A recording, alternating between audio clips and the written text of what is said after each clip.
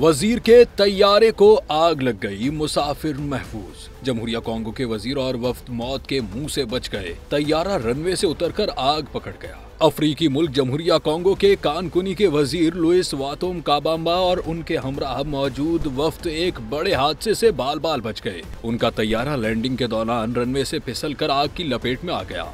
अनातोलो agency के मुताबिक वाकया पीर की सुबह जनूबी कॉन्गो के सूबा लवाला के शहर कोलूजी के हवाई अड्डे पर पेश आया। हादसे में किसी जानी नुकसान की तस्दीक नहीं की गई।